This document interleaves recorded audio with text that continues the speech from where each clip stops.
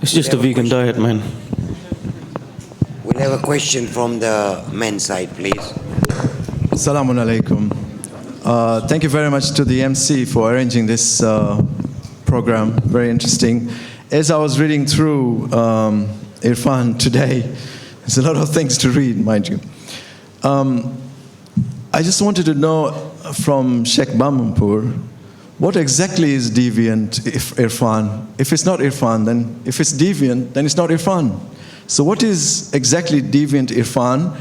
Is it just a dress code, which is different from the mainstream Shia scholars' dressing? Or is it something else? And if it is something else, what is it? Son.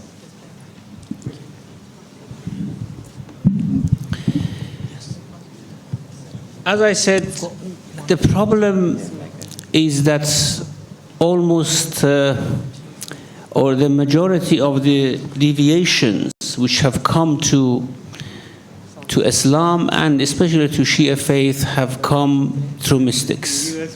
And this shows that this is a path which is quite susceptible for deviation. I mean, let me give you an example. Yunus ibn Zabian, one of the ashab of Imam al-Riza alayhi salam, he went into this sort of practices, and then he says someone told Imam al-Riza alayhi salam, or reported for him, that I saw Yunus ibn Zabian was doing circumambulation in Tawaf, and he said, I heard a voice, Inni ana Allah, La ilaha illa ana fa'abudni wa aqim as-salata li dhikri. I am Allah, there is no Allah, God but me. You worship me and do salat for remembering me. And when I looked up to see who is this voice coming from, I saw Ali ibn Musa Rida alayhi salam. So when this was reported to him, he said, may Allah curse Yunus ibn Zabian. And he became so angry that he was almost attacking the person who was reporting this to him, because this was, of course, a horrendous sort of thing. Now, usually this happens. Now, the problem is, of course, deviation is not with dress code or vegan diet or these issues. These are very trivial issues. What happens is that according to the Sunni practice, which has somehow spilled into Shia practice, especially recently, is following in a submissive way a sheikh. This is dangerous. And I think what has caused concern, my brothers here, is not this Hanak, which you say is the Sunnah of the Prophet, which I don't accept. This is something, again, which is controversial. You don't accept? I don't accept, because if this was the Sunnah of the Prophet, you would have seen all our ulama doing it. And therefore, if they are not doing it, it means they are not relying on one or a couple of ahadith which are mentioning this. If we have a hadith, even with a very good chain of transmission, but our ulama do not practice it, that gives us doubts, even about the chain. This may be a sort of insertion in our books. So, if the ulama are not practicing this, which of course they have explicitly not only mentioned that they are not practicing, but they have shown to us that they are not practicing. I have lived in Qom for several years. Except for Salat, or a couple of minutes after Salat, I haven't seen ulama having Hanak. So, if it was Sunnah of the Prophet, I'm sure the ulama would have it. So if they don't have it, it means that they have not accepted that this is the Sunnah of the Prophet. But this is not the problem. Problem doesn't come from here. Problem is when you submit totally to a sheikh. I want to say to my brothers, this has caused concern. The more you insist on this, the more you create concern. You cannot go and spread the word of God throughout the world like this. As soon as you have started this, you have created problem. You may say they have created problem. It doesn't matter. This is a community. The problem has been caused, no matter by whom. because of concerns. You remove these concerns. Why? Why ostentation? Remove these concerns, and then you would see. You see, this is the community who have invested on you. This is the community who have placed lots of hope on you to come and preach for them. Now they say they are banning us. Why? Why are they doing it? Because they have some concerns. Now these concerns should be addressed. It cannot be addressed by anger, by sensation and these things. As I said, I do not expect from you who have sakina in your heart, inshallah, to come up with anger. Anger does not solve anything. Even if they have done something wrong, coming up with anger doesn't do anything. I see this problem is escalating day by day because of the anger. Why? You can quench this, put this off, see what is making this concern and try to address it. It cannot be resolved like this. This is, I think, the main source of deviation. Yeah. Sheikh, before you comment on that, in fact, there's a question on a similar point, same point. He says, Salam, is it true that Sheikh preaches submission to him? Okay. Please explain why people say this about him. Question for Sheikh Abbas. So it's what Sheikh was mentioning, there's a question there as well. Bismillah ar-Rahman ar-Rahim. Firstly, I'm not here to answer why people are saying what they're saying. You would have to ask the people who are saying what they're saying, why they're saying it.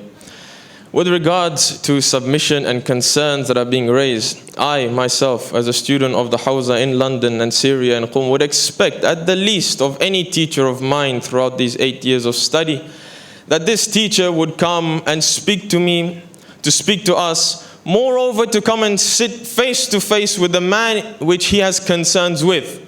For a man to now insinuate, or anybody else to insinuate, that this is a concern or that is a concern without having come to sit face to face with the man in which he insinuates this with, I find this something to be outside of makarimul akhlaq.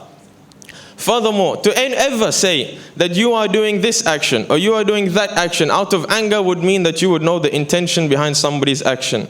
We know from the ahadith of the Imam that the intention resides in the heart. Is it such that somebody is then insinuating that they can now say what's in somebody's heart? Allow me to make it clear that none of our actions have stemmed from anger, but all of our actions have stemmed from the ahadith of the A'imma, which tell us to stand up for the truth. We do that bluntly, we do that harshly, but in the beginning we did it very politely. We stayed very quiet in 2009. It's funny how people don't seem to remember that. Moving on to the hanak or the asa or any clothing. Let me remind you that we are here to follow the Ahlul Bayt, not to follow people. We respect all the scholars and we do taqleed of maraja for the fiqh. It is these same maraja that we return to when we want to find out whether something is within the sharia or not. So allow me to tell you about 3 fatawa, not ahadith. Because when people speak about ahadith, people say the chain is weak, the maraja don't accept. People nowadays seem to give more weight to the maraja's fatawa than the ahadith themselves. No problem. Let me tell you from ahadith.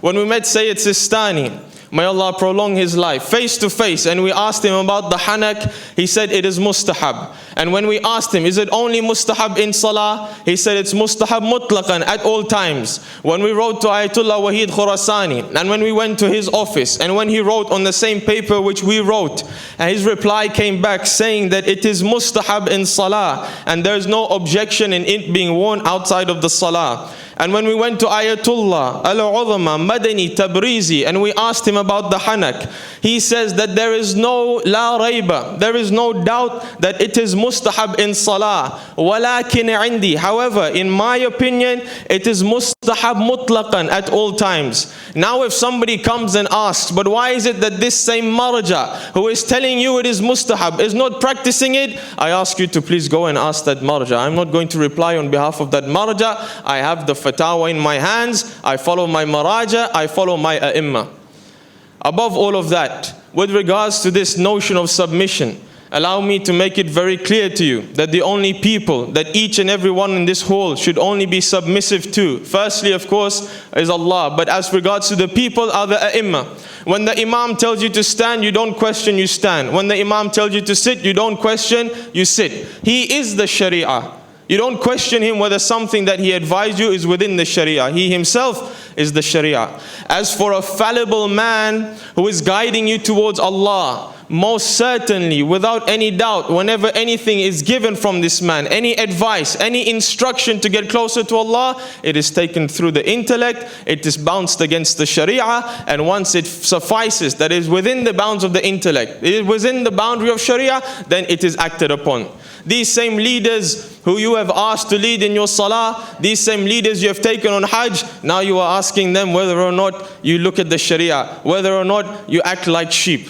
Who are the people who act like sheep? The people who don't question and don't ask when they find centers issuing statements? Or the people who ask and question and bring you fatwa written with the own handwriting of the Maraja? I think this answer suffices and is quite clear to make any doubts within these few questions that came this way, take them away and make them very clear. I will let the ladies ask a question, please. And then people listening on the internet, can you please stop texting me any more questions? I've got about 40. I don't think I'll have time to go through all of them. We are going to finish in about half an hour. So can I have your attention, please, at the back there? So please stop sending me the text. I won't be able to answer them. Yeah. And can you remove the number from the screen, please? Sister Ismat, please, from the ladies' side. Can only really religious people experience Irfan, and is the jihad of the nafs part of Irfan?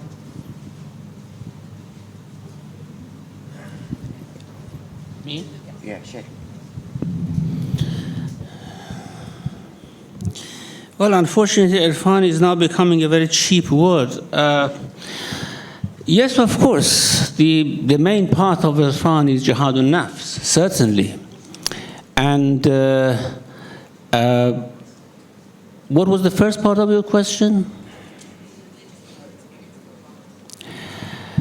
As I said, Irfan is a human sort of quality. Whether you have any religion or not, or if you are on any religion, these experiences may come.